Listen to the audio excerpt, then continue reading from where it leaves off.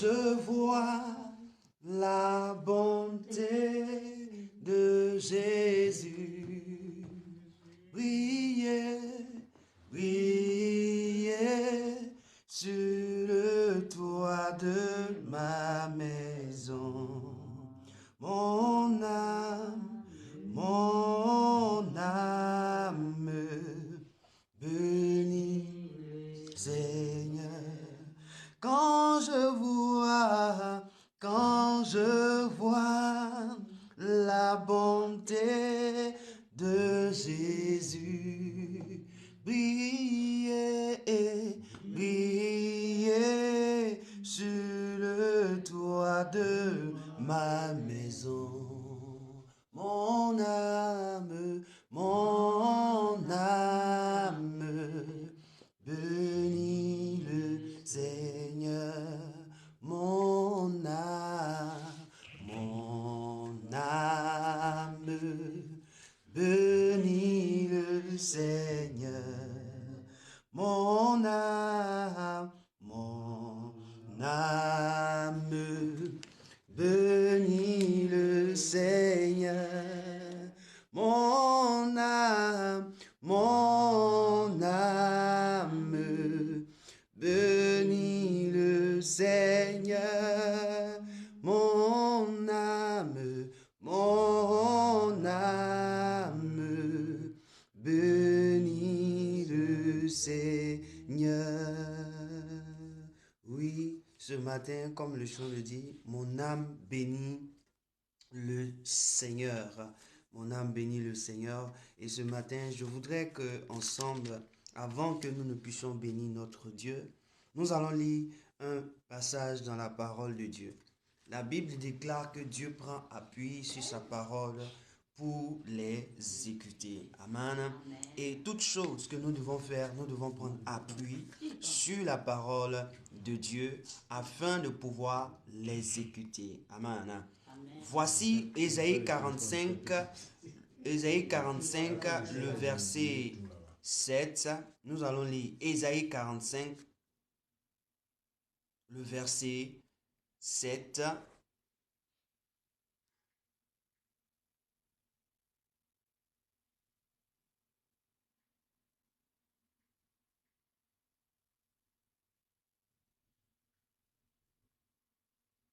Verset 8.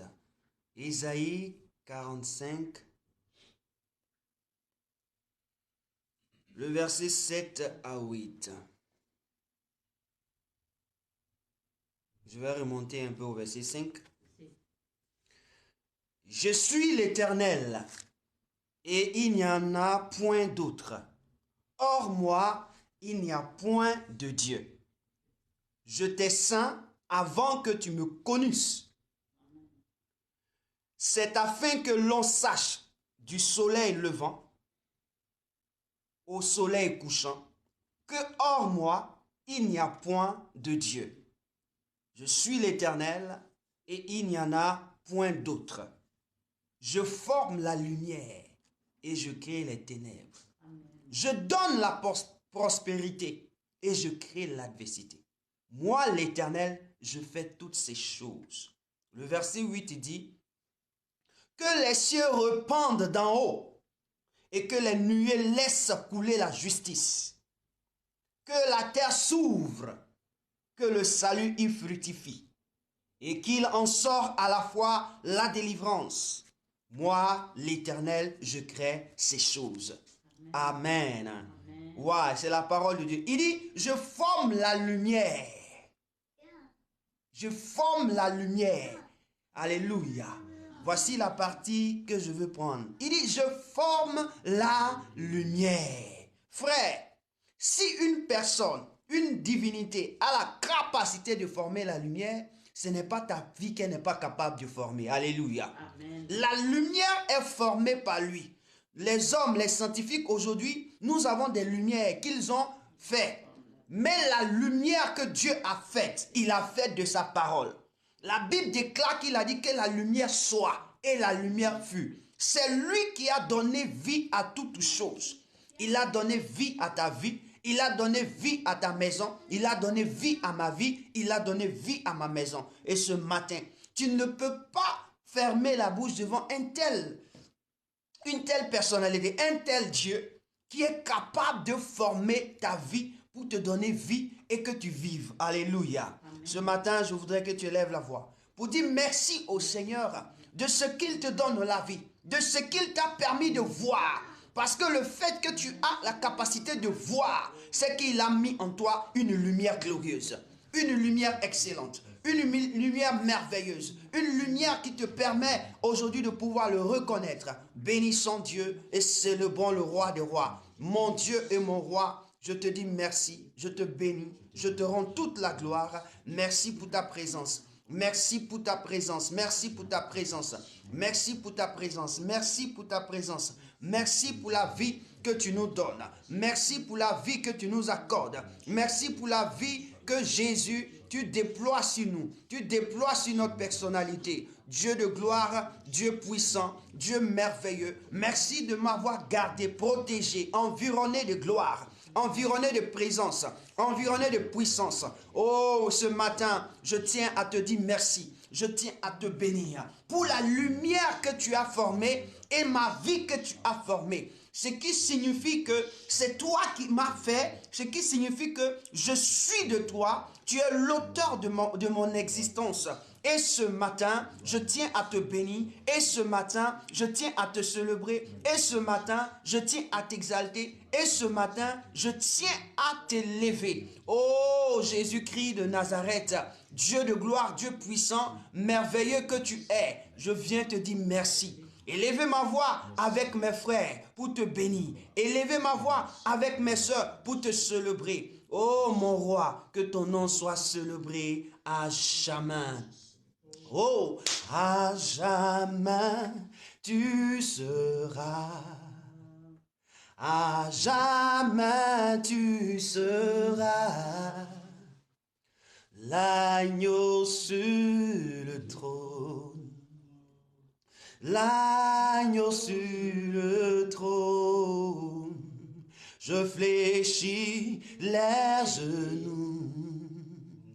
Je fléchis les genoux pour t'adorer toi seul. Jésus,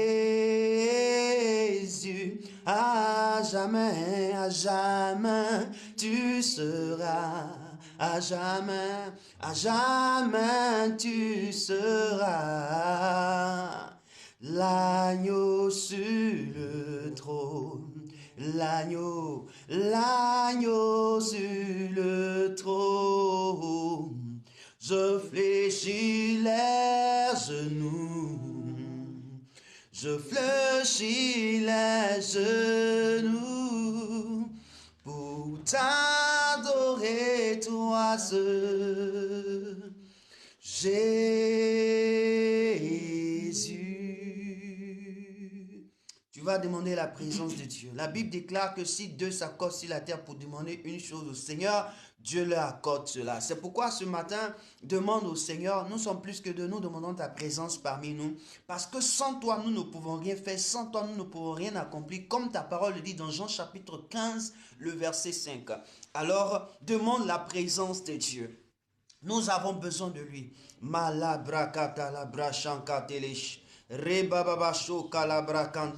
Merci Jésus. Le paria zakatara brakandolo shakaya dolos. Mababa solo brokotolo sandiria barakotolo sakaya. La baria koto la braho zakaya soto. Ma prokaria bashande. Le mara brakara bashantelo brakaria sota katala brashande. Seigneur, sans ta présence, nous ne sommes rien. Sans toi, nous ne pouvons rien faire. Sans toi, nous ne pouvons rien accomplir. Et ce matin, je tiens à vraiment te dire merci. Je tiens à te bénir. Je tiens à te célébrer. Je tiens à t'exalter. Je tiens à te dire grand merci, Seigneur, car tu es le maître des temps et des circonstances. Voici, nous sommes là à cause de toi, dans ta présence. Oh Seigneur, merci Jésus-Christ de Nazareth de prendre place. Seigneur, nous avons besoin de toi. Prends place en ce lieu. Prends place en ce lieu. Prends place en ce lieu. Prends place en ce lieu. Prends place en ce lieu. Oh, merci Jésus de Nazareth. Merci Jésus de Nazareth. Merci Jésus de Nazareth. Merci Jésus de Nazareth. Saint-Esprit, viens prendre le contrôle. Jésus, ton Saint-Esprit, viens prendre le contrôle. Ton Saint-Esprit vient prendre le contrôle. Ton Saint-Esprit vient prendre le contrôle. Au nom de Jésus. Au nom de Jésus. Au nom de Jésus. Au nom de Jésus. Au nom de Jésus. Au nom de Jésus. Au nom de Jésus. Au nom de Jésus. Au nom de Jésus. Au nom de Jésus. Au nom de Jésus. Au nom de Jésus. Les Baba Shakara Brakande. Merci Seigneur. Merci Seigneur. Merci Seigneur. Merci Seigneur.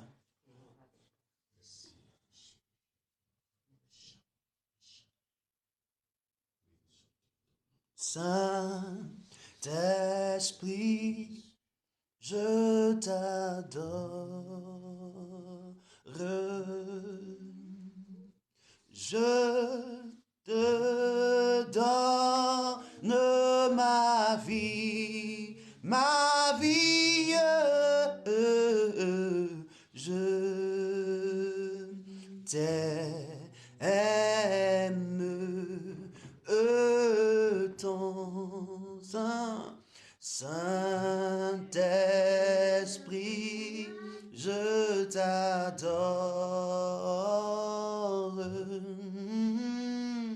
Je te donne ma vie,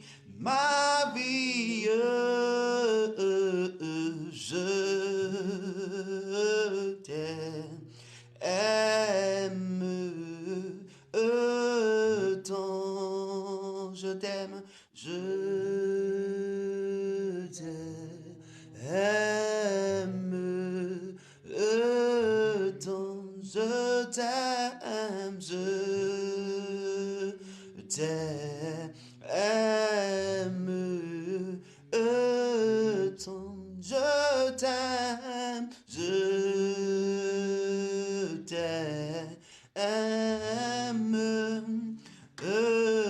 tant, je t'aime, oh, t'aime tant, agneau de Dieu, agneau de Dieu, je t'adore, je te donne ma vie, je t'aime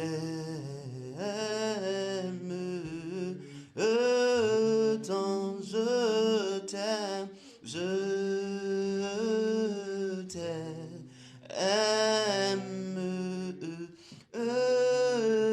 tant. Seigneur, nous t'aimons, c'est pourquoi nous te glorifions et tu nous fais la grâce d'être en ta présence ce matin. Nous sommes très heureux, Père. Oui, mon Dieu, tu es merveilleux. Mon Dieu, tu es merveilleux. La Bible dit que Jean pouvait dire, si on ne trouve pas des fils et des filles d'Abraham, Dieu peut susciter des pierres. Dieu peut susciter des pierres. Ce qui veut dire que si nous ne comprenons pas l'essentiel, la chose la plus essentielle de notre vie, primordiale de notre vie, qui est d'adorer le Seigneur, qui est de reconnaître Dieu, qui a choisi Abraham. Nous sommes les hommes perdus, nous sommes des femmes perdues, nous sommes des êtres perdus. C'est pourquoi ce matin, nous allons reconnaître que nous sommes perdus parce que nous n'avons pas manifesté la foi d'Abraham. quand on parle des fils et des filles d'Abraham, on parle de ceux qui reconnaissent Dieu, le créateur des cieux et de la terre, en qui ils ont leur espoir, en qui ils ont déposé le cœur, en qui ils ont déposé leur vie, en qui ils ont déposé leur personnalité, afin que ce Dieu puisse les conduire. Est-ce que tu t'es trouvé juste durant cette semaine, durant ce temps? Est-ce que tu as marché comme Dieu a voulu que tu marches? Est-ce que tu as pensé comme Dieu voulait que tu penses? Est-ce que tu as parlé comme tu devais parler, comme Dieu voulait que tu penses? C'est pourquoi tu parles plutôt. C'est pourquoi ce matin, il faut ouvrir ton cœur devant le trône de gloire, devant le trône de grâce, pour demander pardon au Seigneur, pour confesser tes péchés, pour reconnaître que Seigneur, je n'ai pas été à la hauteur. Seigneur, je n'ai pas fait ce que tu m'as demandé de faire. Seigneur, je n'ai pas pensé comme tu voulais que je pense. Je n'ai pas agi comme tu as voulu que j'agisse. C'est pourquoi ce matin, je viens devant toi. Oh, moi, rabra, garabra, chandé. Les bababacho, karaba, chandé, la bracouch. Les paria zakatolo bra, les mazorabré, les parikotolo jantali chatos, la paria zotakaraba chandele katalabachos.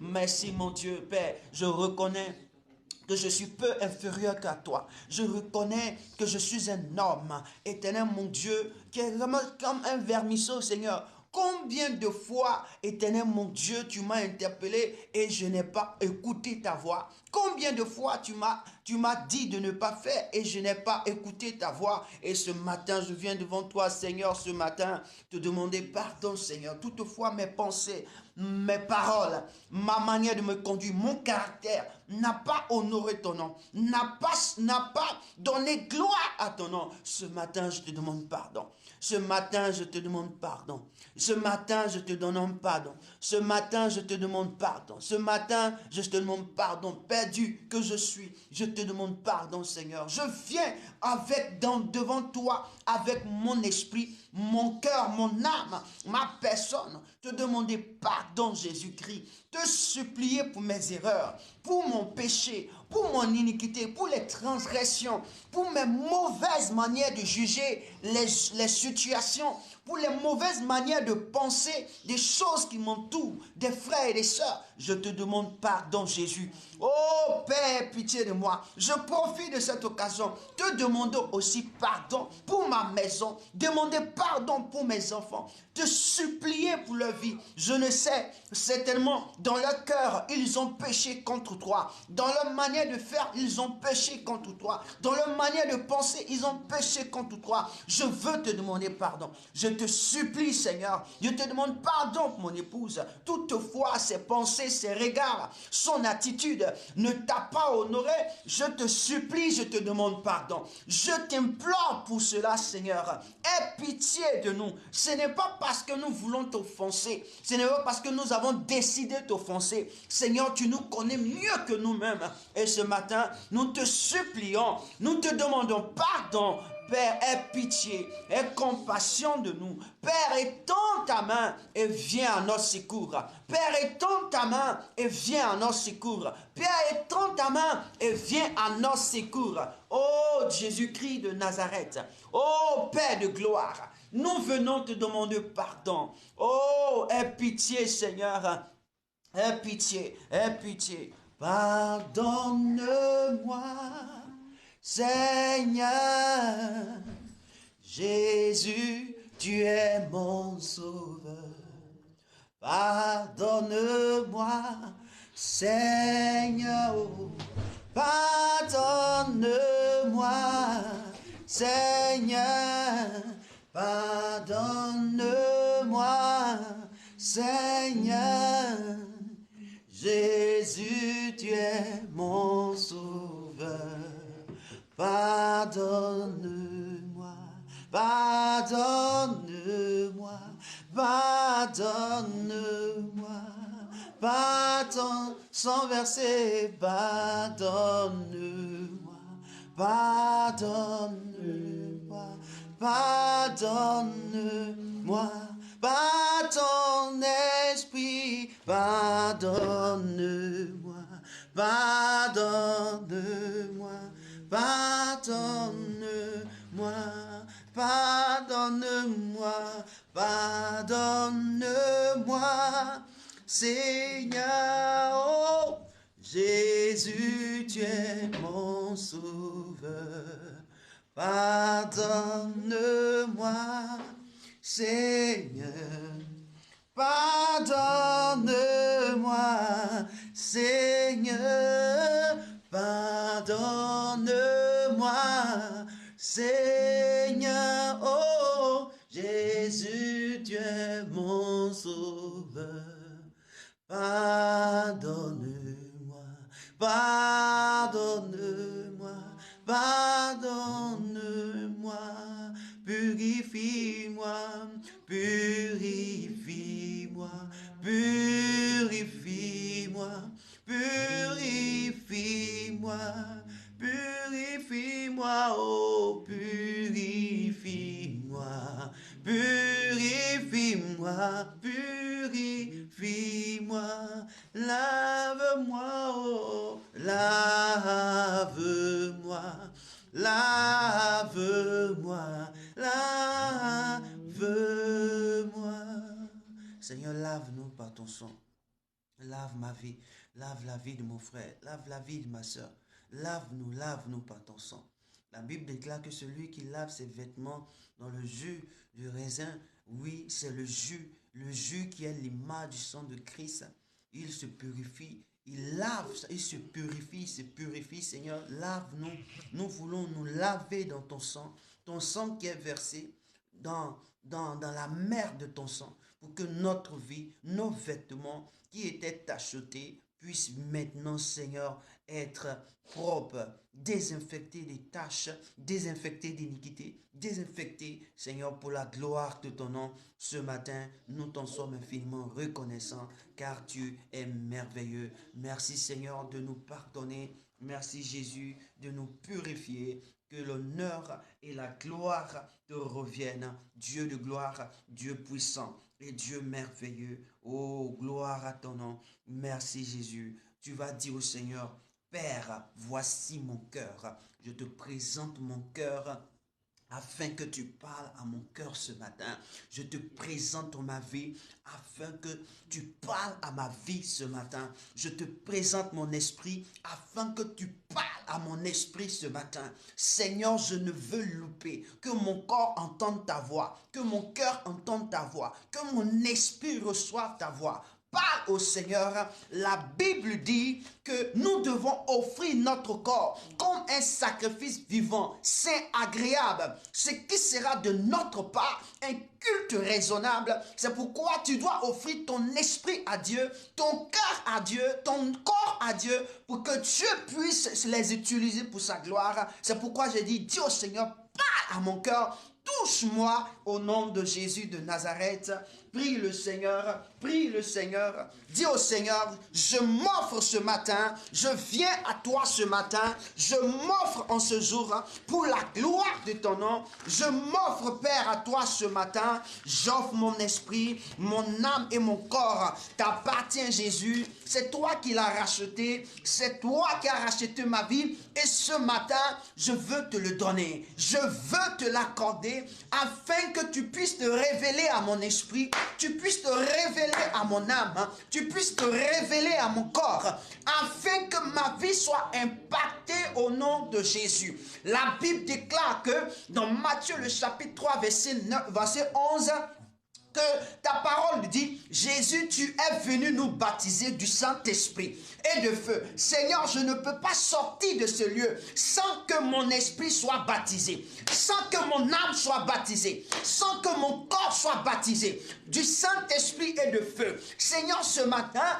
je prie, éternel mon Dieu, que ton Saint-Esprit me baptise depuis mon esprit, passant par mon âme jusqu'à mon corps, afin de pouvoir impacter ma vie afin de pouvoir transformer ma vie pour la gloire de ton nom. Je ne suis pas sur cette terre pour honorer une personne humaine, mais je suis venu pour t'honorer toi Dieu, une divinité extrême, une divinité inédite. C'est pourquoi ce matin, je prie que tu viennes pour m'impacter, impacte ma vie, pour que je puisse impacter, impacte mon âme, pour que je puisse impacter, impacte mon esprit, pour que je puisse impacter, impacte mon corps, pour que je puisse impacter. C'est ton nom et c'est la gloire de ton nom. Tu l'as dit que tu nous as créés à ton image pour que nous puissions te représenter, nous puissions évoluer comme tu évolues, nous puissions penser comme tu penses. Et ce matin, laisse-nous penser comme tu penses,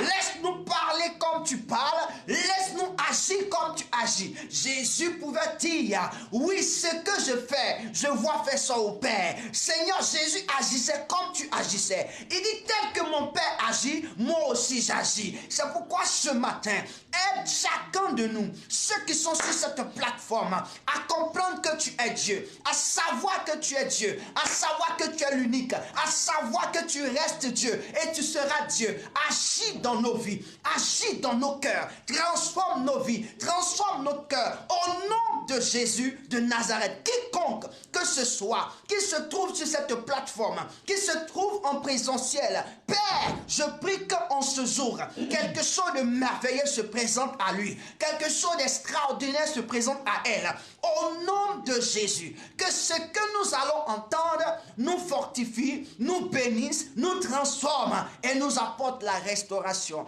Merci ce matin, car tu es vivant. Seigneur, parle à tes enfants, instruis-nous pour la gloire de ton nom, au nom de Jésus. Est-ce que tu peux dire merci en acclamant le Seigneur? Acclame Dieu là où tu es, acclame Dieu là où tu es, bénis le nom de Dieu. Seigneur, tu es célébré, tu es exalté. Adonai, merci pour ton règne. Shalom à tous. Très heureux de vous retrouver encore sur la plateforme et en présentiel. Je suis vraiment choyé de votre présence. Ça me fait beaucoup plaisir de vous voir. Amen. Que vraiment le Seigneur vous bénisse. Amen. Pour cette grande considération que vous avez à notre endroit, nous qui sommes serviteurs de l'Éternel comme vous, et que le Seigneur se souvienne de vous chaque jour de votre vie. Amen. Amen. Et ce matin, nous allons courir dans la parole de Dieu. Alléluia. Amen. C'est la parole de Dieu qui est la plus importante. La parole de Dieu, comme la Bible dit dans Jean le chapitre 1, au commencement était la parole. Alléluia. Et tout ce commencement d'une chose merveilleuse, sans la parole, elle n'est pas un commencement. Alléluia. Amen. Tout commencement d'une chose merveilleuse, sans la parole, elle n'est pas un commencement. Alléluia. Et donc, puisque nous sommes là, pour que quelque chose commence encore de nouveau dans notre vie, il faut la parole. Et quand il y a la parole, il y a une transformation. Quand il y a la parole, il y a une délivrance. Quand il y a la parole, il y a une restauration. Quand il y a la parole, il y a la grâce et la faveur de Dieu qui intervient. Amen. Amen. Et donc ce matin, je voudrais partager 2 textes avec vous, avec lesquels nous allons discourir un peu. Alléluia. Amen. Nous partons directement dans Matthieu le chapitre 3. Amen. Matthieu chapitre 3, nous allons lire 2 versets, le verset 16 et le verset 17. Et nous allons lire le chapitre 4 de Matthieu, verset 1. Ils sont ensemble. Voilà. Je disais à quelqu'un, quand il trouve un trésor et que ce trésor te permet d'être stable, qu'est-ce que tu fais? Tu partages. Et quand tu as l'amour de partager des grâces, de partager avec tes frères et tes sœurs pour que d'autres personnes en découvrent cette grâce-là, alors tu es un homme béni. Alors si tu peux dire à quelqu'un, si tu peux partager sur ta page Facebook, où tu te trouves, que tu nous suis, partage ce programme, ça fera du bien à quelqu'un, ça fera du bien à une sœur, à une âme, et ça sauvera des vies. C'est pourquoi je t'encourage de le faire. Que le Seigneur te bénisse. Parce que ce que je vais dire, c'est la plupart de ce que nous vivons sur la terre. Et ces choses que je vais dire, ça va nous permettre de comprendre pourquoi nous vivons sur la terre et qu'est-ce que nous devons faire. Alléluia. Amen. Afin de pouvoir être heureux. Donc je reviens dans Matthieu, au chapitre 3. Je lis le verset 16 à 17 et le chapitre 4 à 1. Il est mentionné dans la parole de Dieu, disant ceci. Matthieu chapitre 3, 16, 17. Dès que Jésus eut été baptisé, il est sorti de l'eau. Et voici les cieux s'ouvrir. Et il vit l'Esprit de Dieu descendre comme une colombe et venir sur lui. Et voici une voix fit entendre des cieux ces paroles. Amen. Amen. Celui-ci est mon fils bien-aimé en qui j'ai mis toute mon affection. Le chapitre 4 et le verset 1. Alors Jésus fut emmené par l'Esprit dans le désert pour être tenté par le diable. Amen. Et je vais lire Genèse. On va prendre Genèse chapitre 22. Je vais lire quelques versets. On ne va pas lire tout le chapitre. On va lire quelques versets. Genèse chapitre 22.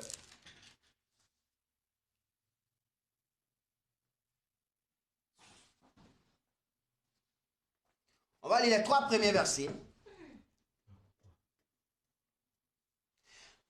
Genèse chapitre 22, les 3 premiers versets.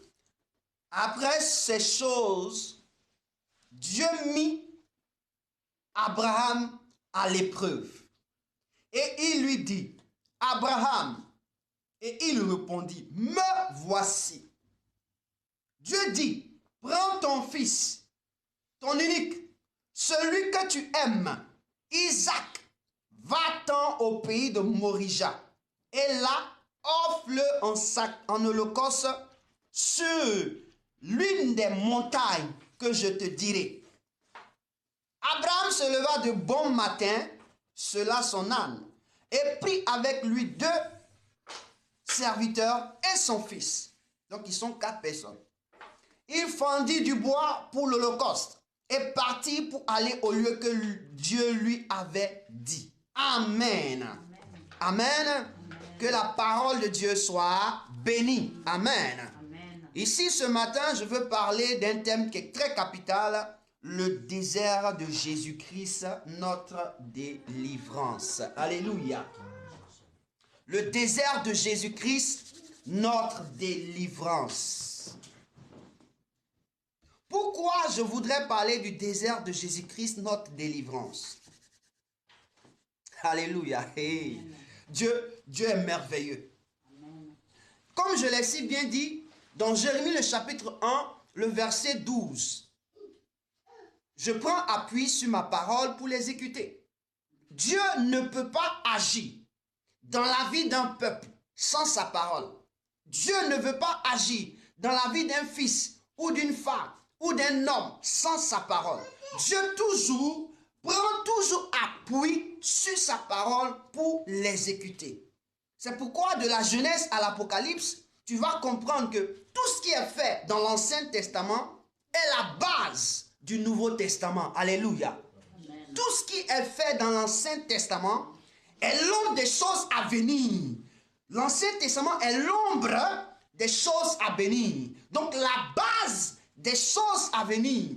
Donc, si l'ombre des choses à venir existe et que maintenant l'ombre lui-même il est venu à l'existence, pour reconnaître que c'est l'ombre qui est là, il faut toujours se référer à l'ombre des choses à venir. Alléluia. Amen.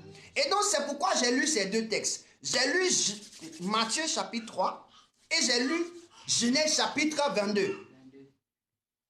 Amen. Amen. Je vais m'expliquer. Ici, dans Genèse, je commence dès le début. Dans Genèse chapitre 22, il est question d'Abraham et de Dieu. Amen. Dieu a donné qui? Un fils à Abraham. Dieu sait qu'Abraham n'a pas un seul enfant. On se comprend? Abraham n'a pas un seul enfant. Mais Dieu sait qu'Abraham a un seul fils. Donc un enfant et fils, il y a une différence. différence. Voici le problème que toi, tu dois comprendre. Quand Dieu dit fils unique, tu vas dire mais Abraham avait un fils avant Isaac. Ce n'était pas son fils, c'est un enfant d'Abraham, mais il n'est pas le fils unique d'Abraham. Alléluia.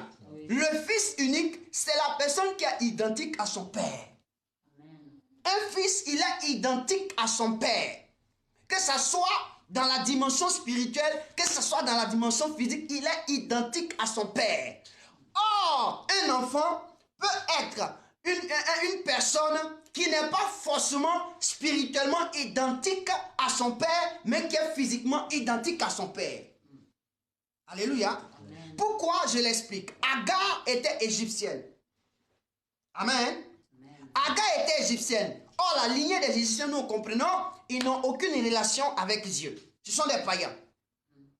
Et ces païens, donc, l'enfant qui naît spirituellement, déjà, il a une œuvre païenne. Abraham, qui l'a connu, c'est-à-dire qu'Abraham qui l'a fait, aussi avait une dimension païenne. Quand deux dimensions païennes se rassemblent, ça produit un enfant de la chair. Alléluia. Amen. Mais quand deux dimensions spirituelles se rencontrent, ça produit un enfant de l'esprit. Donc Sarah était la dimension de l'esprit. C'est pourquoi Galate va nous parler de Sarah, qui est la dimension divine de Dieu. Alléluia. C'est-à-dire que c'est l'église de Dieu, la dimension divine. Et il parle de Agar, la dimension charnelle, c'est-à-dire corps physique qui se trouve sur la terre. Alléluia. Donc ça n'a rien à voir avec ça. On peut avoir un fils unique charnel et puis on peut avoir un fils unique spirituel. Mais Dieu, il dit que pour avoir le fils unique d'Abraham, il considère Isaac comme le fils unique d'Abraham. Amen. Amen. Amen. Et là, Dieu veut tester Abraham. Mais pour tester Abraham, il faut un lieu pour le tester. Et ce lieu, c'est à la montagne. Mon frère, les montagnes, là, quand il va là-bas, c'est un lieu désert. Amen. Quand il va sur les montagnes, nous nous trouvons dans des lieux déserts. Des lieux où il n'y a personne qui vit là-bas. Tu n'entends que le vent. C'est pas ça? C'est un lieu désert. Donc Dieu va maintenant démontrer, est-ce que Abraham que j'ai donné, à qui j'ai donné cet enfant-là, il va m'honorer. Donc il va le tester. Donc en un mot, Genèse chapitre 22 vient éprouver Abraham. Vient pour tester Abraham où? Dans un lieu désert. Dans un lieu où il n'y a pas de vie. Dans un lieu où on ne peut trouver ce qu'on a besoin. La raison, quand vous lisez cette histoire, je m'explique. Quand vous lisez cette histoire, l'enfant va dire à son papa, on a le bois. Le bois, ils ont pris ça où? À la maison. Ils ont pris le feu à la maison. Donc ça veut dire que là-bas, il n'y a pas le bois, il n'y a pas le feu. Maintenant, il demande à son papa, on a pris tout ça là-bas, tu n'as oublié de prendre l'holocauste. Il dit, Dieu va se pourvoir lui-même. Ce qui veut dire que ce qui est nécessité de vie ne se trouve pas dans ce lieu-là. Alléluia. Amen. Maintenant, pourquoi Dieu pousse Abraham à aller là-bas? C'est le test. Et c'est ce même test-là que nous retrouvons maintenant où? Dans Matthieu, chapitre 3, au verset combien? 16 et 17. C'est-à-dire qu'on lit, on dit après que Jésus fut baptisé, il sort de l'eau, on dit le ciel s'ouvre et l'esprit descend sur lui comme une colombe. Jean voit, boum, c'est Jean qui voit, boum. Et la Bible dit celui-ci est mon fils bien-aimé. Et c'est parce que Abraham a reçu de Dieu. Dieu a dit à Abraham, c'est ton fils unique. C'est celui que tu aimes bien. Celui en qui tu déposes toute ton affection. Donc ici, la confirmation de ce même fils Isaac revient sur Jésus. Celui-ci est mon fils bien-aimé. Au chapitre 4, verset 1, on dit alors, l'Esprit de Dieu le pousse dans le désert. C'est-à-dire dans le lieu où on ne peut pas trouver à manger. On ne peut pas trouver du feu. On ne peut rien trouver. Tout est désert. Va là-bas, on va t'éprouver. Alléluia. Amen. On va t'éprouver. Éprouver par qui? Là, on dit c'est le diable qui va le tenter. Mais Dieu, c'est pas une tentation pour Dieu, mais c'est une preuve pour Dieu. Amen. Amen. Je me suis assis, j'étais en train de faire les analyses. J'ai dit, mais attends, Jésus, il finit le baptême. Nous, on a fini le baptême. Est-ce qu'on est parti faire 40 jours, 40 nuits dans le désert? Hein? Non. Jamais. Mais pourquoi le gars, il finit son baptême et puis il est obligé de partir faire 40 jours, 40 nuits dans le désert? Et puis c'est pas poussé par quelqu'un, hein? Par l'esprit. Le Saint-Esprit le pousse. C'est-à-dire que c'est lui qui l'envoie.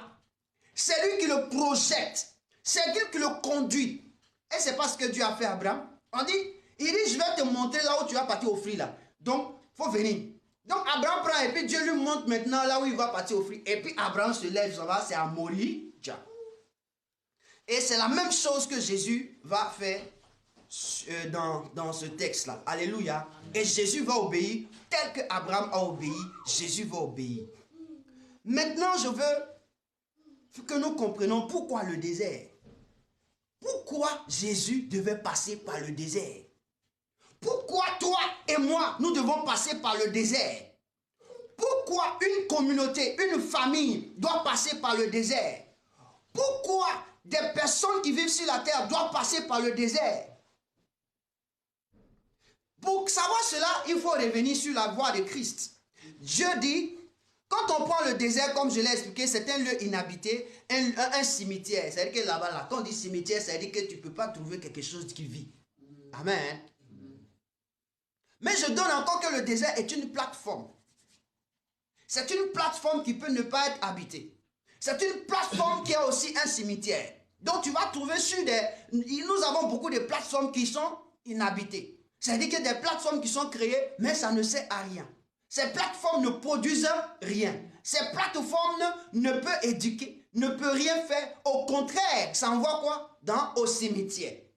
Donc quand vous rentrez sur les plateformes, quand je parle de plateformes, je vais trouver quoi? Facebook, Twitter, Messenger, toutes ces plateformes-là, ce sont des plateformes que nous ne touchons pas par la main. Mais ça se voit visuellement. Donc ça veut dire que c'est une plateforme qu'on n'est pas capable de toucher.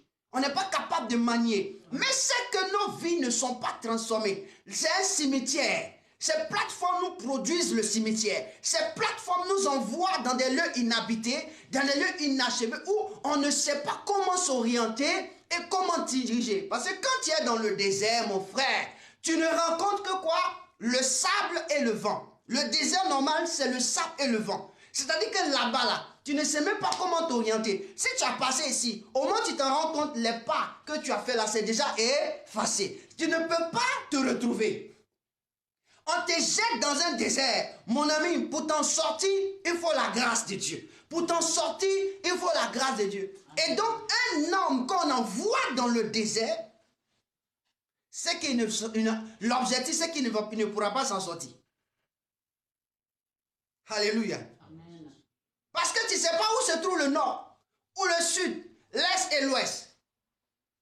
À raison que tu as compris que quand tu es dans le désert, s'il y a le soleil, tu peux marcher en fonction du soleil pour comprendre que quoi? Le soleil se lève à l'est et se couche à l'ouest. Donc en fonction du lever du soleil, tu peux savoir. Alléluia. Mais quand on parle du lever du soleil, on veut parler d'une personne qui a aussi un lien spirituel. Le soleil levant. Tout à l'heure, dans Ésaïe 45, je l'ai lu. Le soleil, du soleil levant au soleil couchant. Donc Dieu dit que tout homme qui est sur la terre, pour pouvoir avoir ce qu'on appelle la boussole, doit considérer le soleil et le soleil couchant. Voici la révélation que Dieu nous donne. Mais ce matin, le désert, comme je dis, c'est une plateforme. Et nous avons nombreuses plateformes qui vraiment nous produisent que des damneries, des décès, des cimetières, des vies détruites, des vies... Aujourd'hui, il y a tellement de plateformes. La télévision est une plateforme. Les émissions que nous avons, les films, ce sont des plateformes. Alléluia. Amen. C'est aussi un lieu où se trouve, comme je l'ai dit, se trouve le sable et le vent. Parfois, il y a des sources. Parfois, il y a des sources. Alléluia. Quand on dit des sources d'eau. Amen. Donc vous pouvez vous renseigner dans Genèse chapitre 16 comme ça, verset 7. Là-bas, on peut trouver, on parlait de Agar, hein, qui était dans le désert. Hein, elle se trouvait à côté d'une source où Dieu l'a rencontrée. Dans le désert, à côté d'une source. Ce qui veut dire que si Dieu l'a rencontrée, c'est parce que Dieu l'a conduit dans ce lieu. Alléluia. Donc, je disais, ça c'est la définition que je peux donner du désert. Maintenant, le désert. Pourquoi le désert de Jésus? Qu'est-ce que ça signifie? Quelle est la révélation cachée derrière ce désert pour que nous puissions en bénéficier? Je disais à quelqu'un, un jour, dans la parole qui parlait, disait à quelqu'un que le sacrifice que Jésus est venu accomplir sur la terre, là, c'était déjà fait où ça? Dans les cieux. C'est pas ça? C'était déjà accompli dans les cieux. Il est revenu seulement mettre ça en valeur sur la terre. Alléluia. Et pour mettre ces choses en valeur sur la terre, il faut un lieu. Et ce lieu-là, ça a été bien choisi. C'était Canaan. Canaan qui s'est transformé en Israël. C'est pas ça? Et Israël, dans Israël, il y a un lieu où comment on appelle, ce sacrifice doit porter sa présence. C'est-à-dire que dans un lieu, il faut un lieu.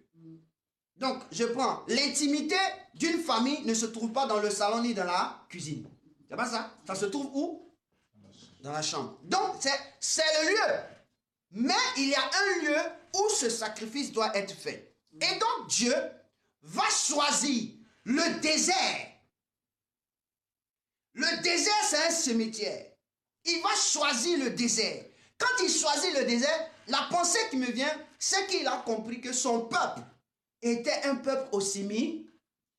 Son peuple était mort. La Bible déclare et la parole nous confirme que tous ont péché et sont privés de la gloire de Dieu. Or, le salaire du péché, c'est la mort.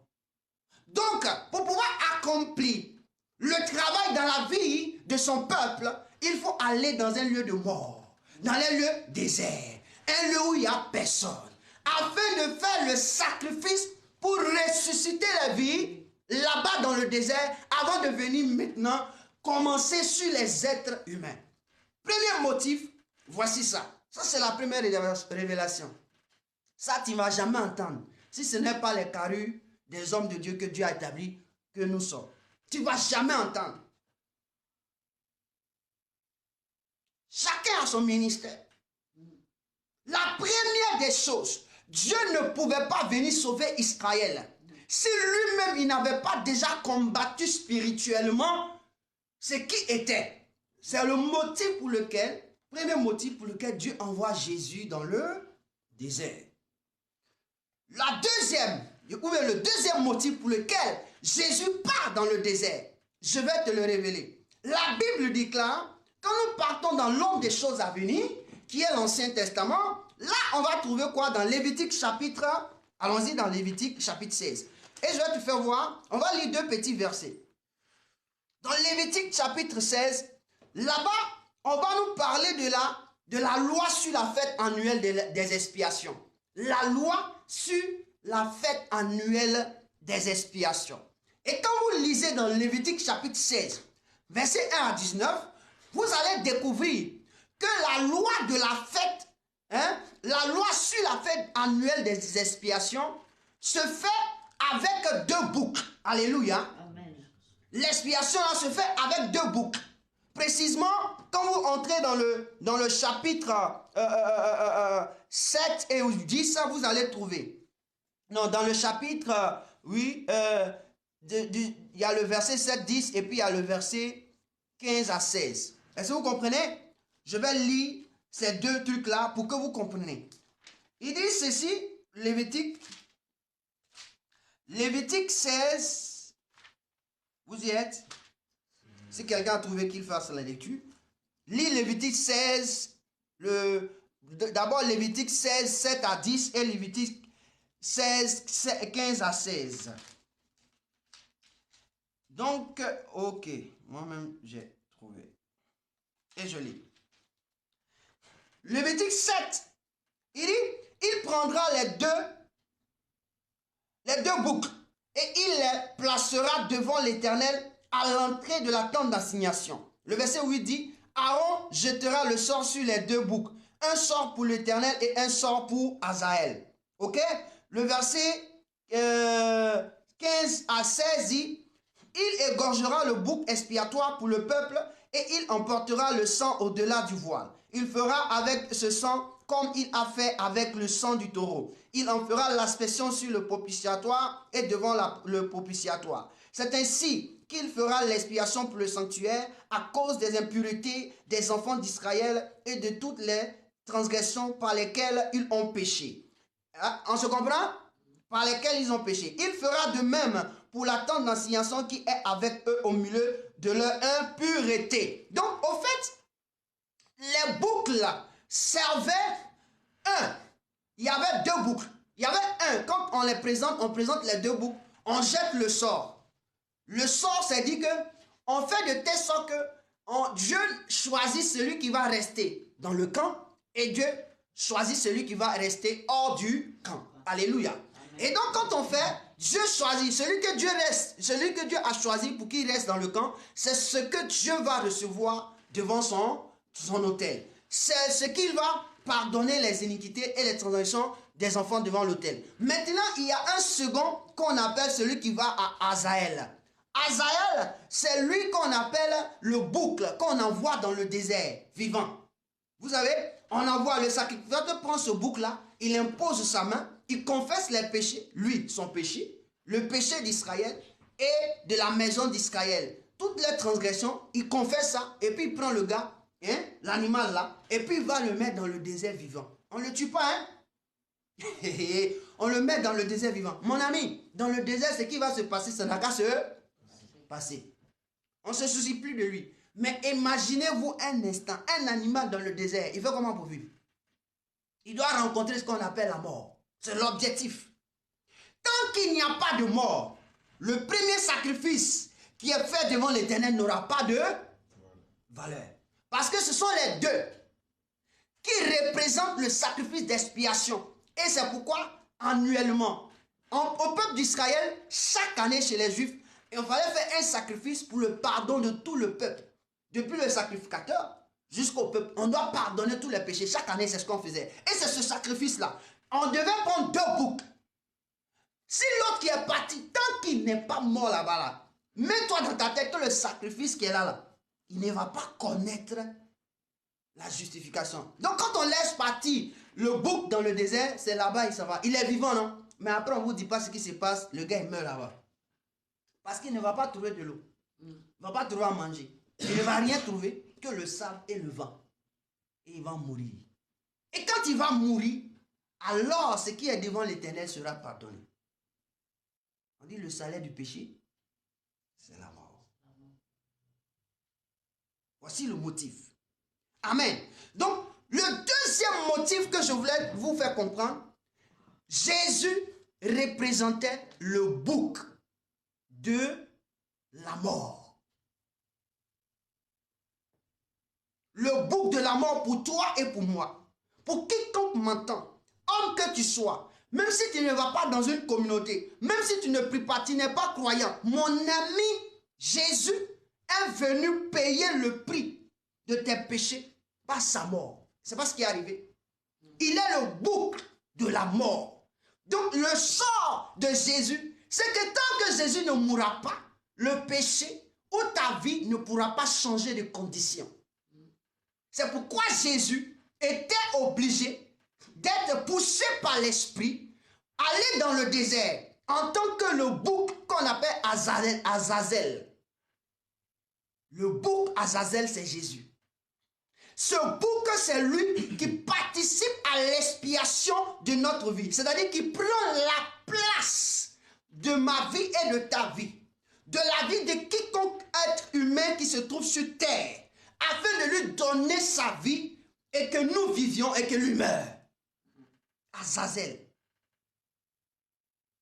Donc Lévitique 16, verset 21 à 22, là on va t'expliquer que c'est lui qui porte les iniquités des enfants d'Israël et de toute leur transgression. Donc le bouc là, il porte les iniquités. Il porte les transgressions. Jésus ne pouvait pas venir sauver le peuple d'Israël. et puis ne pas porter les iniquités et ne pas porter les transgressions. Il devait d'abord faire un combat. C'est dans le domaine spirituel. Quand on parle d'un désert, c'est pour dire que le désert représente un lieu spirituel où il doit avoir un combat. Et là-bas, le combat doit être déterminé par une mort. Et là-bas, quand il y a la mort, la personne qui sort de là-bas n'est plus un homme mort, mais c'est un être vivant. Donc, le deuxième, c'est qu'il faut porter. Le premier, il a dit quoi? Qui se rappelle? Le premier, il a dit quoi? Le premier, il a dit quoi? C'est le deuxième parle d'Azazel. C'est le porteur d'iniquité. Alléluia. Le premier, j'ai dit, c'est la vie d'Israël, mort. Puisqu'elle a péché contre Dieu. Mort. Un mort se trouve où? Au cimetière. Donc le désert. Là-bas, il n'y a pas de vie. Deux. Le deuxième motif, lui qui doit, Jésus devient le porteur des iniquités, au fait le porteur de la mort, pour identifier son peuple. Alléluia. Amen. Alléluia. Amen. Et donc, le deuxième, c'est ça. Jésus devient le porteur. Mais étant le porteur de l'iniquité d'Israël et de toute leur transgression, il va porter aussi quelque chose de précieux. Ézéchiel, le prophète, nous dit, Dieu dit à Ézéchiel, le prophète, tu vas jeûner 40 jours. Et qui correspondant un jour pour une année. Un jour pour une année. Tu vas jeûner et ce jeûne-là que tu vas faire, tu vas te coucher sur le côté droit. Est-ce que vous comprenez? Quand vous lisez Ézéchiel chapitre 4, il dit tu vas te coucher sur le côté droit. Mais quand tu vas te coucher sur le côté droit là, moi je vais mettre des cordes pour t'attacher, de sorte que tu ne tournes pas. Mon ami, si ce n'est pas spirituel, comment quelqu'un qui sera couché physiquement sur le côté ne peut pas se tourner? Ce qui veut dire que Dieu révélait que la vie du peuple d'Israël était sur le côté droit, couché, mais qui avait un problème. Est-ce que vous comprenez? Lié par des liens spirituels. Alléluia. Amen. Ce sont des liens. Donc, il faut que ces liens soient pour qu'on sache que la souffrance là avait son existence. Donc, en un mot, le peuple d'Israël était lié à des liens, mais qui s'étaient fondés sur un trône. Alléluia. Amen. On ne peut pas être lié s'il n'y a pas un autel. On ne peut pas être lié si un autel ne parle pas contre notre vie. Donc, quand on est lié, c'est par rapport à des autels dans notre vie qui parlent contre nous. Alléluia. Amen. Et donc ici, Ézéchiel vient confirmer que les 40 jours que Jésus va faire dans le désert, c'est à cause des liens. Est-ce que vous comprenez? C'est à cause des liens qui les ont tenus stagnants, qui les ont tenus couchés sur le côté droit. Est-ce que vous comprenez? Comme des morts. On dit là, tu seras couché pendant 40 jours, 40 nuits. Donc Jésus devait souffrir aussi pour cela.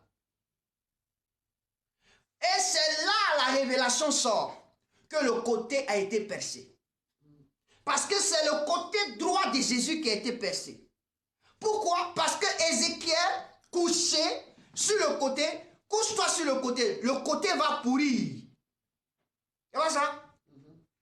Quand il pourrit, quand le côté pourrit, qu'est-ce qu'il fait? Il y a un trou. Donc quand la Bible nous dit, révélation, la Bible nous dit que Jésus, son côté a été percé, on ne pense pas au côté de la femme. On pense au côté droit, qui a été percé de Christ, parce que Ézéchiel avait dit que Dieu lui a dit de se coucher sur le côté droit.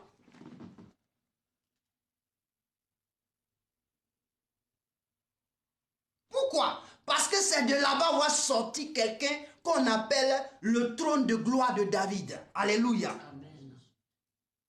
Donc je veux te dire, si on choisit, Dieu a choisi que Jésus parte dans le désert, c'est pour identifier son peuple. C'est-à-dire porter le fardeau de son peuple. C'est le désert qui montre la vie de son peuple. Ça, c'est le premier dit. Le désert montre la vie du peuple que tu veux sauver. Maintenant, on t'envoie dans le désert pour porter la vie du peuple que tu vois qui est là. C'est-à-dire que tu fais le film avant de voir le film. Alléluia. C'est ça. Le film est fait avant que toi-même tu ne vois. Tu fais le film avant de voir le film. C'est-à-dire que tu es spectateur toi-même. Tu es actif dans le film. Et puis après, tu vas t'asseoir, tu vas observer le film que toi-même tu as fait. Amen. Et donc, là, Jésus, il va faire 40 jours, 40 nuits. Puisqu'il va dans le désert, il constate que c'est la vie de son peuple. Il est le porteur. Mais là-bas, il va faire combien de temps? 40 jours, 40 nuits. C'est ce que Ézéchiel a dit. Donc, voici les 3 points. Il est précis. Ça, c'est où ça? Dans l'ombre des choses à venir qu'on découvre cela. Et c'est pas ce qui a été fait. Jésus a fait 40 jours, 40 nuits. Il est parti dans le désert. On a dit que dans le désert, c'est un boucle qui va là-bas. C'est pas ça? Or, ce boucle-là, il est considéré comme porteur de l'iniquité et du péché d'Israël. C'est pas ça? Donc, Jésus porte l'iniquité et le péché d'Israël. Est-ce que vous comprenez? Mais encore, il va porter le péché de la maison du roi d'Israël. C'est-à-dire que ce roi qui vient de la tribu de Juda.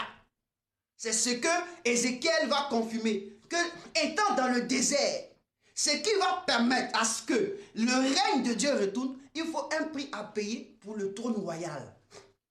Donc tu vas payer le prix pour le peuple d'Israël, mais principalement le trône qu'on veut payer là, c'est le trône de la tribu de Juda qui est le trône royal. Le trône qui va te permettre de pouvoir recevoir la vie. Parce que ce trône a été, quoi? Déshonoré. Alléluia. Donc dans le désert, alors Jésus, là-bas aussi, va payer le prix pour le trône du royaume ou le trône de notre vie. Ça fait 3 dimensions que Dieu nous fait comprendre. Désert, la vie du peuple. Le porteur de la vie du peuple et le trône, le porteur de la vie du trône. 3 choses que nous devons comprendre. Je veux dire à quelqu'un, lorsque tu commences à traverser un désert, tu commences à te retrouver seul dans ton environnement, où tu es abandonné, où tu tends la main, où tu cherches quelqu'un pour te secourir et que tu ne vois plus personne, ce qui veut dire que tu te trouves dans un désert. Et quand tu te trouves dans un désert, c'est parce que tu dois porter. Tu dois d'abord être conscient que je me trouve dans un espace où il y a la mort. Que je dois porter le trône, c'est-à-dire je dois porter le péché. Je dois porter la vie de ces personnes. Et quand je vais finir de porter, je vais porter la vie qui va me permettre de réagir, c'est-à-dire de renaître à nouveau, qui est le trône. Lorsqu'on parle de trône, on parle de autel. Est-ce que vous comprenez? Quand on parle de trône, on parle de autel. Et donc si je ne paye pas, je ne suis pas conscient qu'il y a quelque chose de spirituel qui est là, où il y a la mort, et que je ne suis pas conscient que je dois porter le fardeau de ce qui prouve la mort, et que je ne suis pas conscient pour porter le fardeau qui va me ressortir vivant, alors je vais mourir totalement et nul et non avenu dans le désert. Je ne serai plus utile. Alléluia. Amen. Je ne serai plus utile. Dans le désert, Dieu vient faire tomber nos soucis. Dans le désert, Dieu vient faire tomber notre incrédulité. Dans le désert, Dieu vient tomber notre ignorance. Dans le désert, Dieu vient tomber notre moi. Il nous brise. C'est ce qu'on appelle le brisement. Frère, Ézéchiel était assis où? Sur le côté droit. Lis, c'est dans la Bible. On va lire. Il était couché sur le côté droit. Ézéchiel chapitre 4. Ézéchiel chapitre 4. Et est-ce que Dieu dit? Il était couché sur le côté droit. Frère, quand j'ai lu, j'ai dit, mais Dieu, tu nous envoies où? Amen. Amen. Tu nous envoies où? Au verset 6. Il dit, quand tu auras achevé ces jours, couche-toi sur le côté droit et tu porteras l'iniquité de la maison de Juda pendant 40 jours. Je te poserai un jour pour chaque année. C'est une position que Dieu fait. Amen. Dieu t'impose cela. Donc quand tu traverses le désert, c'est une position venant de Dieu. Ce n'est pas une mort. Dieu ne veut pas que tu meurs. Il t'impose ces jours-là pour que tu passes du temps à pouvoir payer un prix. Alléluia. C'est le prix à payer pour ta gloire. C'est le prix à payer pour ta résurrection. Donc quand tu traverses des situations ainsi, il y a un prix à payer. Donc il faut te réveiller, frère. Ton désert, c'est que tu es une femme. Tu vois ton désert. C'est que tu n'arrives pas à produire par tes entrailles. C'est pas ça? Le désert d'un homme, c'est que lui aussi, il n'arrive pas à produire. On dit, ah, chez vous, toi et ta femme là, ça va. Mais c'est que l'enfant ne vient pas. Mais c'est qu'est-ce qui se passe? C'est un désert. J'ai connu une sœur qui était dans ce désert. Mais il a fallu quoi? Payer le prix pour que cette sœur puisse avoir ses entrailles ouvertes. Pour que ce monsieur qui était un docteur puisse avoir ses entrailles aussi ouvertes. Docteur. Il est docteur. Mais on dit rien. Il n'y a pas de problème. On dit non, il y a une petite ça. Les médecins ont toujours quelque chose à dire. Il ne peut pas. Lui, de sa génération, docteur, il ne peut pas donner enfant. Ça, c'est quelle histoire? Amen. Il était dans le désert. Tu es dans ton entreprise connaît des faillites et des faillites. Tu n'arrives pas à comprendre. C'est un désert. Alléluia. Amen. Ta vie de couple, tu as des enfants, oui. Mais toi et ton mari, ça ne va pas. Après avoir fait le deuxième enfant. Le désert est né. Tu ne comprends pas pourquoi ça vous arrive. C'est un désert. Il y a un prix à payer. Pour que vous puissiez continuer. Il y a un prix à payer. Je dis bien, le désert de Jésus-Christ, c'est notre délivrance. Notre délivrance, frère. C'est notre délivrance. Dans le désert, Dieu vient mettre fin à un trône spirituel qui a été prôné contre nous ou qui a été prôné par nous afin de pouvoir établir un autre trône spirituel qui va nous élever. Alléluia. C'est dans le désert que Dieu abat les trônes. Donc, je veux dire à quelqu'un, si tu veux t'attaquer à un trône spirituel, c'est dans le désert. Et dans le désert, on parle du jeûne et de la prière. Alléluia. Amen. On parle du jeûne et de la prière. On parle du jeûne et de la prière et la repentance. Voici les trois choses qui y vont.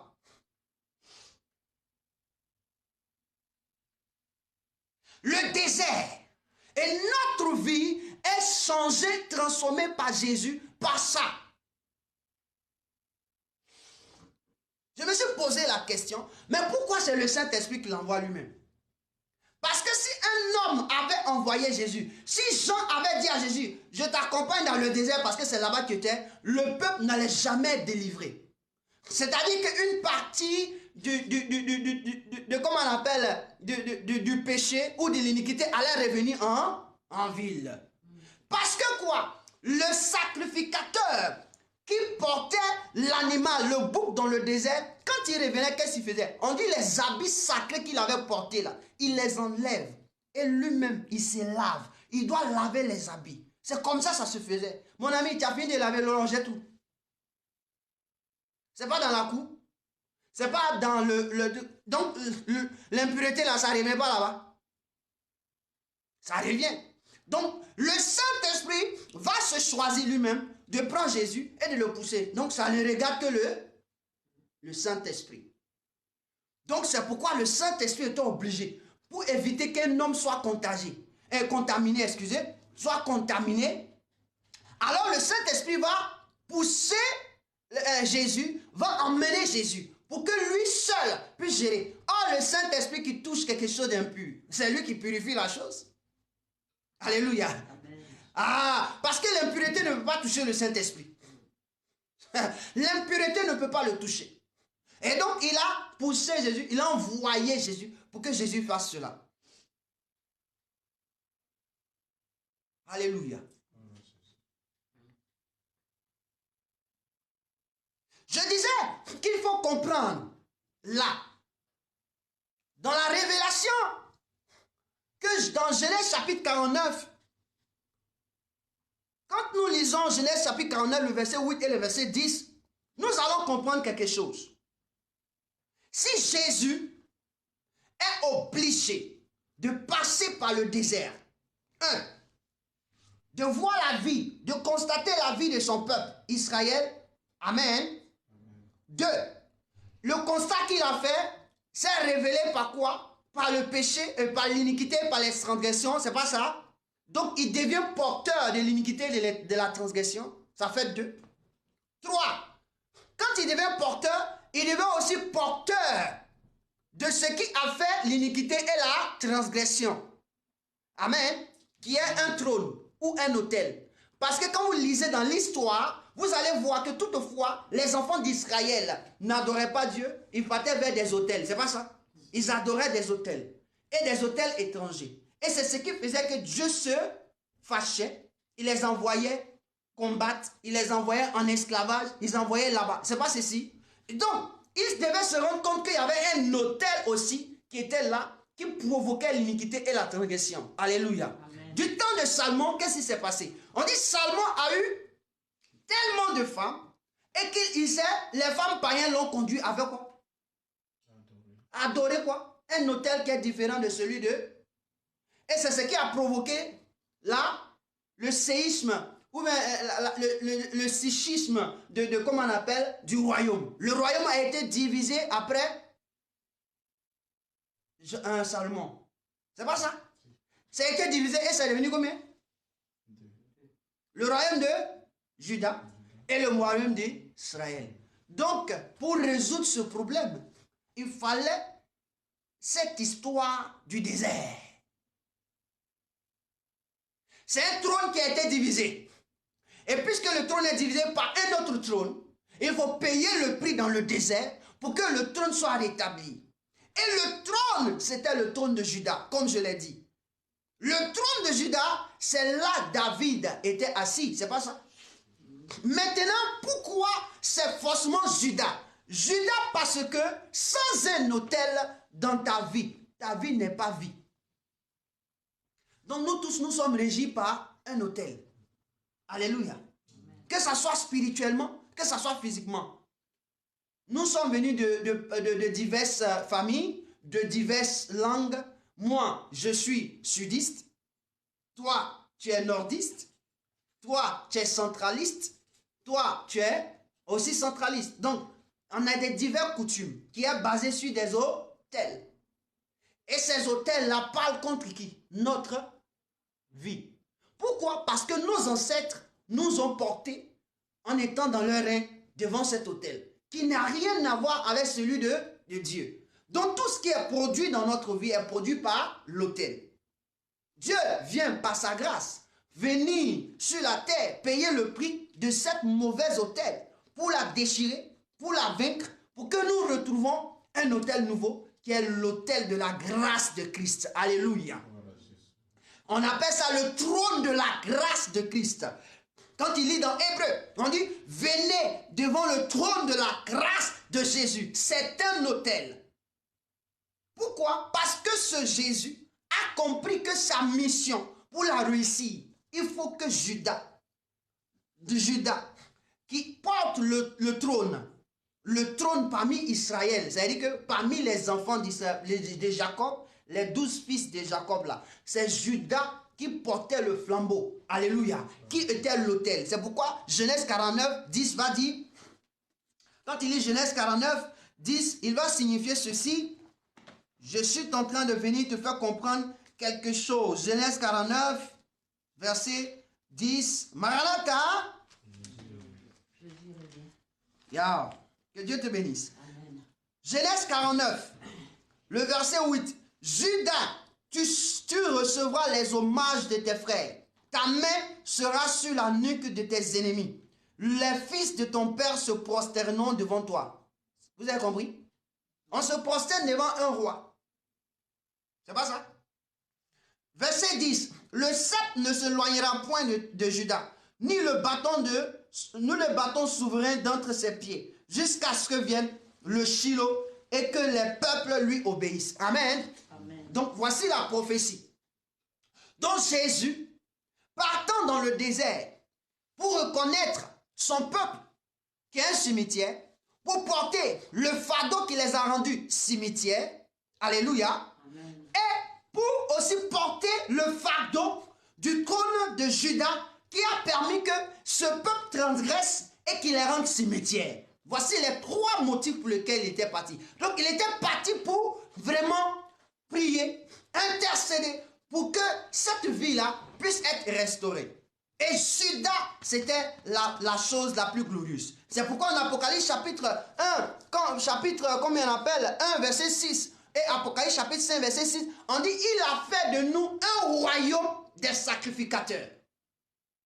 Alléluia. Amen. Vous êtes un peuple élu, un sacerdoce royal, un peuple acquis.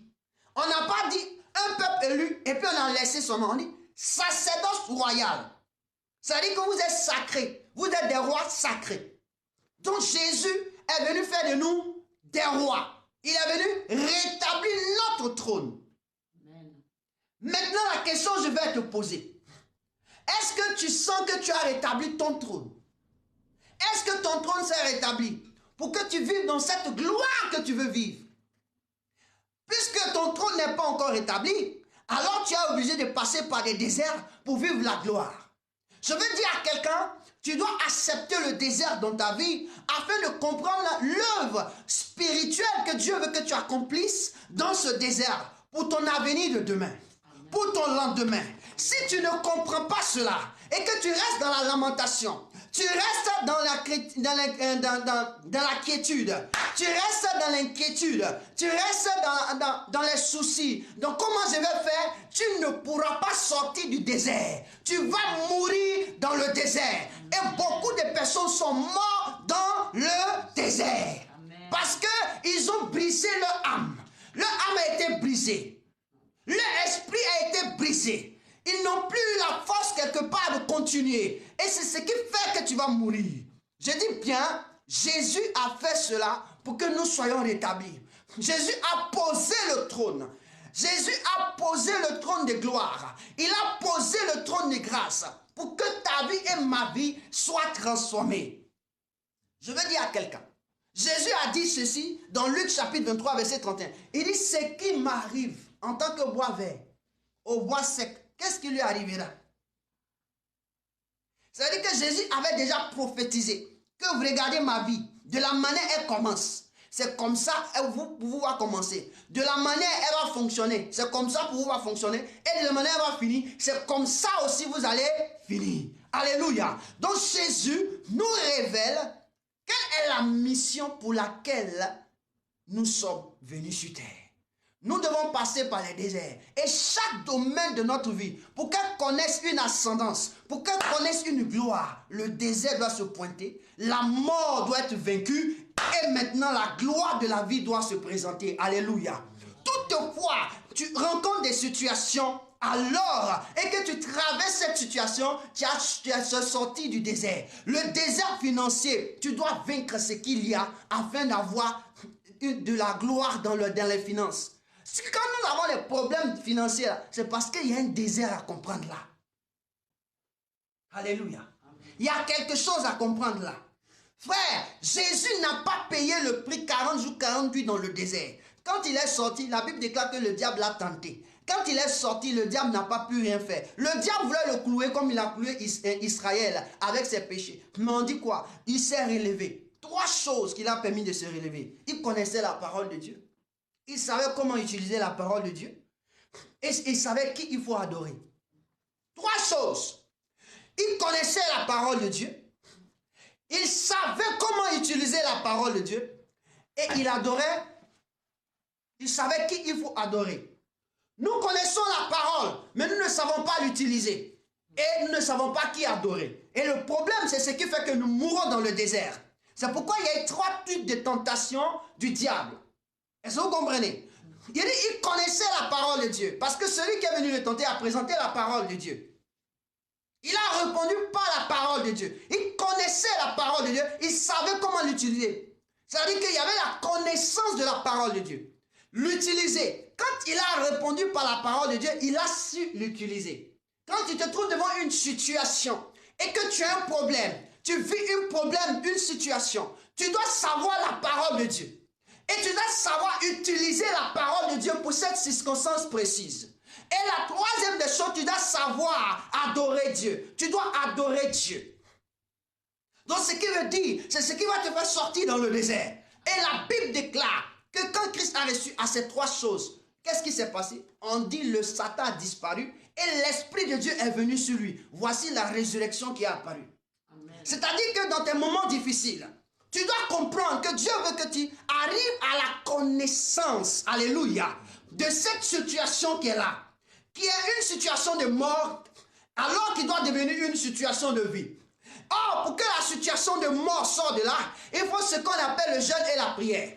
Dans le jeûne et la prière, il faut ce qu'on appelle la repentance. Et quand il finit la repentance, il faut qu'on ait une vie nouvelle de vie. Une nouveauté de vie. C'est pourquoi la Bible déclare que si quelqu'un est en Christ, il devient une nouvelle créature. Après t'avoir repenti, après avoir parlé à Dieu, dans la repentance, tu fais quoi? Tu changes. En changeant, tu marches selon la parole de Dieu. La Bible déclare, affectionnez-vous des choses d'en haut. Et quoi? Les choses d'en haut viendront à vous physiquement. Amen. Quand tu t'affectionnes les choses d'en haut, les choses d'en haut viennent à toi physiquement. Et ta vie est transformée. Alléluia. Amen. Qui? Il faut adorer Dieu. Il faut regarder à Dieu. Adorer Dieu, c'est se livrer à Dieu. Il faut s'abandonner à Dieu. Il faut rester dans la présence de Dieu. Mais ce que nous ne faisons pas,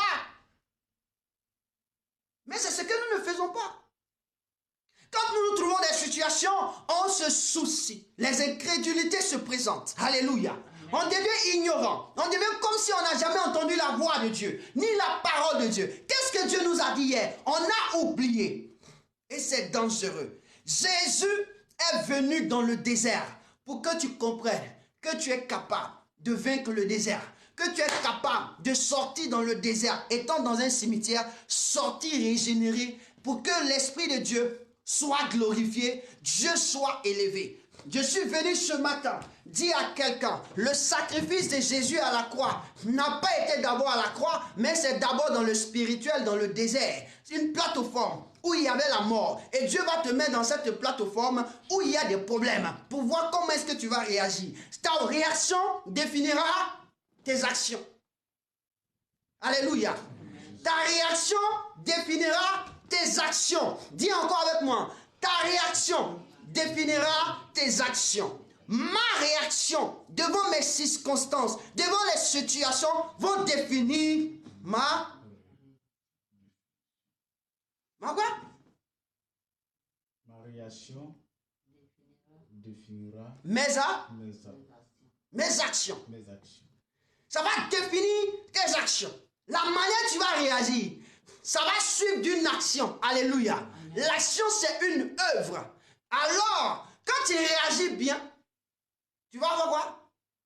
Action de bien. Si tu réagis mal, tu vas avoir action de mal. Donc, tout dépend de toi. Jésus a réagi d'une manière exceptionnelle pour venir rétablir le trône. Frère, je veux dire à quelqu'un, c'est le trône qui permettra que ta vie soit une vie de gloire. Alors, connecté au trône de la grâce, tu viens devant le Seigneur avec ta repentance. Tu viens le Seigneur avec la prière. Tu viens devant le Seigneur en l'adorant. Alors Dieu sera élevé dans ta vie. Alors Dieu s'élèvera dans ta vie. En conclusion, comme je l'ai dit, que Dieu nous a fait savoir que nous sommes venus depuis le monde spirituel et nous sommes tombés dans le monde physique à cause de lui. Parce qu'il dit, faisons l'homme à notre image et selon notre ressemblance. Oh, lui, il est spirituel. Il a vécu sur la terre, non. Et puis, il nous transporte dans le spirituel, où nous a fait là. Et puis, il dit, bon, on va déposer l'homme sur la terre. Donc, il nous a rendu, nous sommes d'abord spirituels et nous devenons physiques pour vivre dans un lieu physique afin d'impacter au travers le spirituel, le lieu physique. Alléluia. Donc, la mission que le Seigneur nous accorde, c'est que nous puissions impacter les domaines de notre vie qui connaissent des problèmes d'ordre spirituel. Après les avoir résolus spirituellement, alors physiquement nous pourrons vaincre. Alléluia. Amen. Tant que tu ne vas pas résoudre les situations qui t'entourent ou qui sont au-devant de toi, spirituellement, physiquement, tu vas faire quoi que ce soit, rien ne pourra être restauré. Alléluia. Je dis à quelqu'un, voici le message. Et puisque je t'ai donné ce message de vie, je déclare ce matin, le fait que tu nous as entendus, tu as écouté notre voix, la voix du Seigneur. Je prie que tous les autels qui étaient dans ta vie et qui ont permis que l'iniquité et la transgression viennent à ta vie afin de te rendre comme un cimetière dans un désert, je décrète que tu es pardonné au nom de Jésus. Je décrète que tu es pardonné au nom de Jésus. Je décrète que ta maison est pardonnée au nom de Jésus. Je décrète que tu es pardonné au nom de Jésus. Car la toute première parole que Jésus a déclarée dans les cieux, il dit, Père, ils ne savent pas ce qu'ils font. Je décrète, Seigneur, ce matin, tes enfants ne savent pas ce qu'ils ont fait. Ils ne savent pas que ça les envoyer dans le désert. Ils ne savent pas que ça les envoyer à pécher contre toi. Pardonne-leur. Et je déclare le pardon de vos iniquités, de vos transgressions, et que vos vies soient pardonnées aujourd'hui. Si tu avais un problème, si c'est parce que tu avais avorté, que cela était un blocage, tu devais passer par là, je déclare que tu es pardonné. Si c'est parce que tu avais triché à un examen, qu'aujourd'hui tu n'arrives pas à comprendre, je déclare que tu es pardonné. Si c'est parce que tu avais cherché la femme ou le copain ou la copine de ton frère, de ta soeur, je décrète que tu es pardonné. Si c'est parce que tu avais volé, parce que tu avais volé, menti, je déclare ce matin que tu es pardonné. Parce que Christ a porté, il était le porteur de l'iniquité et des transgressions. Ce matin, comme Christ, je te pardonne. Parce que Christ a porté tes fardeaux. Il a porté ton péché. Je décrète, si c'est parce que un jour, tu t'es rendu compte, tu es parti vers les fétiches et que tu ne savais pas que c'est ce qui criait contre ta vie, je déclare que tu es pardonné au nom de Jésus de Nazareth. Amen.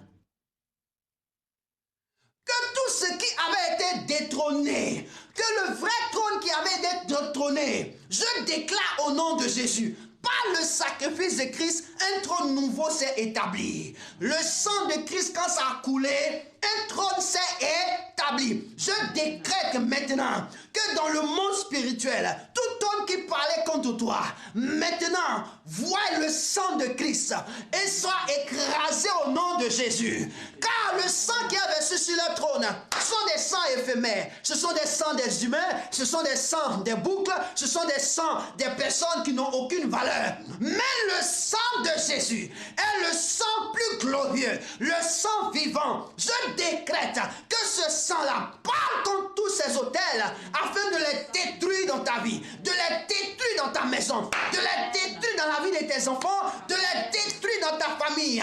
Que le sang de Jésus soit maintenant sur ces autels afin de les déstabiliser au nom de Jésus, et que ce sang rétablit l'autel de la vie dans ton corps, rétablit l'autel de vie dans ta famille, rétablit l'autel de vie dans ton foyer, rétablit l'autel de vie dans ton pays, dans ta nation, dans ton village, au nom de Jésus. Au nom de Jésus. Si par là il y avait des maladies, je décrète ce matin que la maladie que tu avais disparaisse, que la maladie que tu avais disparaisse, que la maladie que tu avais disparaisse. Je déclare maintenant que le Saint-Esprit est par son feu descend en toi pour déstabiliser, pour consumer, pour épurer ta vie de cette maladie dont les médecins ont dit il n'y a plus solution. Je décrète aujourd'hui la solution, c'est Jésus. Je libère ta vie de la maladie. Je libère ta vie de la stérilité. Je libère ta vie de l'angoisse. Je libère de la vie de l'échec, du chômage. Au nom de Jésus. Au nom de Jésus, je décrète ce matin que quiconque est en train de courir afin de créer la mort dans ta vie, que la mort disparaisse et se transforme en vie maintenant. Je décrète et je déclare au nom de Jésus que toutes sortes de maux de tête disparaissent. Toutes sortes de maux de tête poussés par des trônes sataniques disparaissent au nom de Jésus. Que ta colonne vertébrale qui avait été touché par des esprits impurs afin de te maintenir sur des chaises et une chaise roulante. Je déclare que cela soit libéré au nom de Jésus. Je déclare que tu guéris au nom de Jésus. Que ta colonne vertébrale est restaurée au au nom de Jésus. Tu te tiens sur tes pieds. Ta hanche se fortifie par le Saint-Esprit de Dieu. Le Saint-Esprit vient à toi, là où tu te trouves. En quelque lieu que tu te trouves, le Saint-Esprit te touche par ta colonne vertébrale jusqu'à ta hanche. Le feu de Dieu te fait lever afin de glorifier son nom. Au nom de Jésus de Nazareth, je décrète, au nom de Jésus, dans un accident, tu as perdu un membre. Je décrète en quelque lieu que tu es. Le Saint-Esprit fait pousser ce membre. Au nom de Jésus. Car la Bible déclare, lorsque Dieu a créé la terre, il n'y avait aucune abysse, il n'y avait aucune herbe, il n'y avait rien, tout était un chaos. Il a investi de la terre, une vapeur qui sortait de la terre. Je déclare que dans ton corps, une vapeur naisse, mais cette vapeur sera produite par le Saint-Esprit et son feu. Par le Saint-Esprit et de son feu, je décrète ce matin que tu reçoives la guérison, que ce membre pousse. C'est la main qu'elle pousse, c'est une jambe qu'elle pousse. Au nom de Jésus, c'est un sein qui a été coupé, qu'il pousse. Au nom de Jésus, dans tes entrailles, on a enlevé certainement l'ovaire ou des trompes. Que cela repousse au nom de Jésus. Amen. Que cela repousse au nom de Jésus. Amen. Tout membre avait été rompu, coupé. Repousse au nom de Jésus. Sois intact à la gloire de Dieu. Car le désert qui est la mort, qui signifie ta maladie, ces problèmes, Dieu l'a vaincu. Jésus-Christ l'a vaincu. Et je décrète ce matin la victoire de Jésus-Christ en toi. Je lève le nom de Christ dans ta vie. Que le nom de Christ agit. Que toutes ces maladies que je n'ai pas pu dire, citer. Le nom de Jésus-Christ de Nazareth agit. C'est tout nom. C'est tout nom, c'est toute parole, c'est toute nomination qui avait été décrétée. Seigneur, le nom de Jésus règne au-dessus et les fait disparaître au nom de Jésus de Nazareth. Amen. Père, que ton nom soit béni.